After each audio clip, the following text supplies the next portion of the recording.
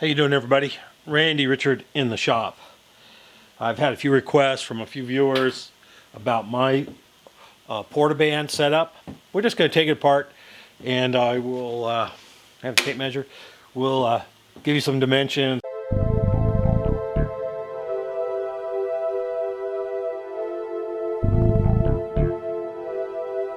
I know Chuck Bomarito mentioned my stand in his video about his stand. Even though I got my ideas from seeing Chuck's video.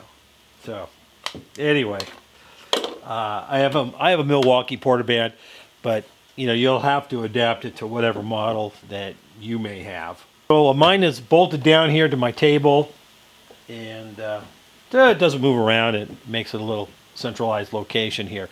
On my table, I have two bench grinders, a small anvil sitting here, and my little buffer and a vise on the corner, and it rolls around. It's pretty solid. With all the weight on here, it's pretty solid.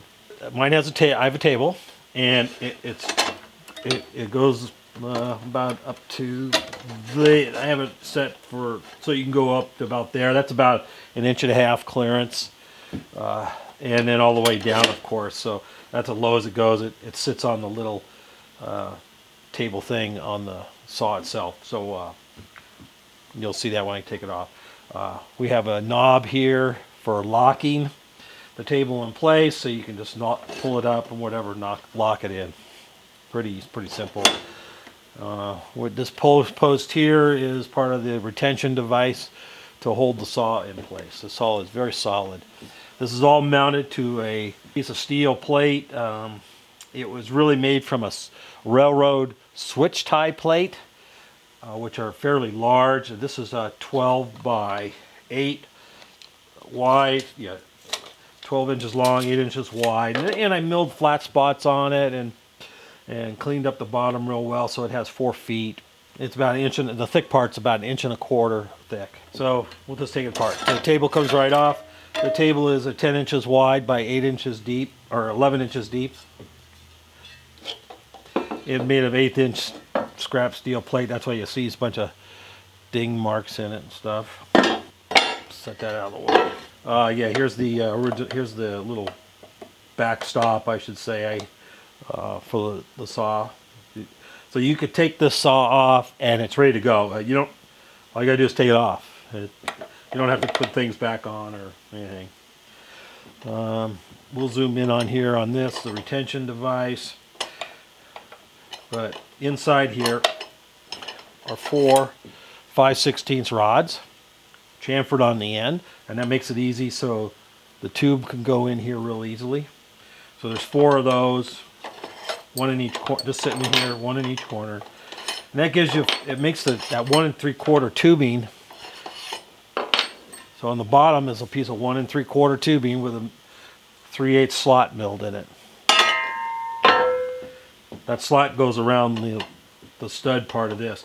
Now, this I can't seem to get this out right now. So it's just a round disc of aluminum that fits inside this tube. So when you tighten it out here, it pulls against the tube and snugs it up. That's all it is. The 4 rods then just sit down here in the corners for when you slip the tube in. What's up here? So we got down over here on the handle, which you can see down here, where the handle sits in this little cradle. I have a hose clamp. So a couple turns of the hose clamp, and it just flips off. We just leave it on the saw. Up here we have a captured bolt or stud, rod, whatever you want to call it.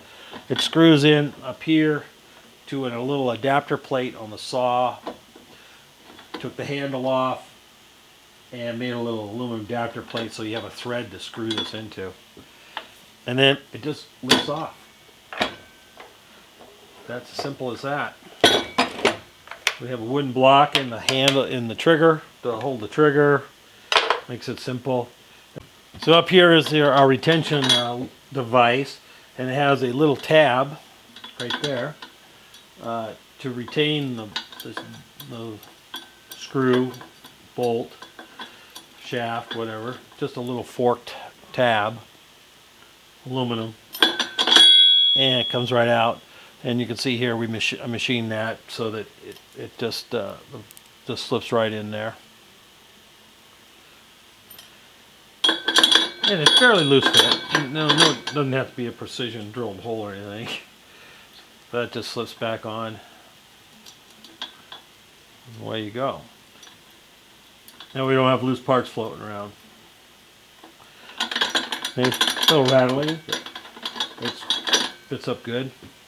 And it has a little shoulder on it, so it screws up tight on the saw. Now this is a little adapter block right here.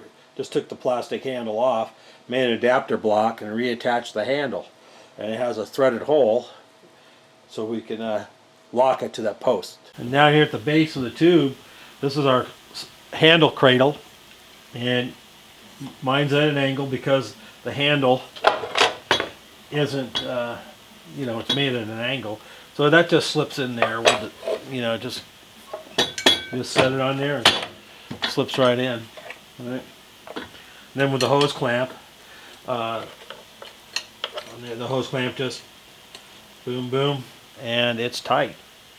And that just holds it down so it can't rock up and down. And then our block of wood just slips in the handle. It slips, jams in there and holds the trigger down. And put it back together. Just slip the handle in the cradle. Align the handle in the, and align the screw up on the top.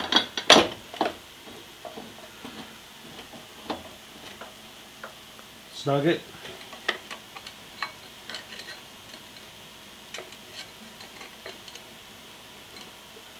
Slip our great little hose clamp on there.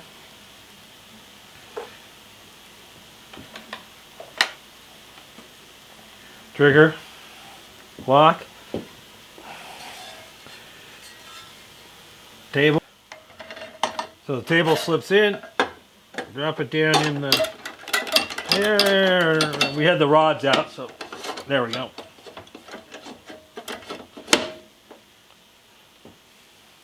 Once the rods get straightened out, it makes it nice and easy. So back in service, ready to go. Now I have this hooked up to a control panel I made with a foot pedal. So it has a relay in there, and you plug it in, and ready to go.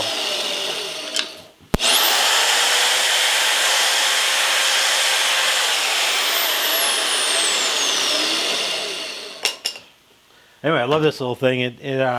Having this, I mean, you can buy ones and all that stuff, but you know, this was made from scrap, days worth of work, and it works great. So thanks, you guys. I hope this helps. Maybe somebody will build one. Thanks, you guys. Thanks for watching. Merry Christmas to everyone. I got more videos coming on the drill grinder. Takes a few more videos to get it all finished up. Thank you guys, and thanks for watching.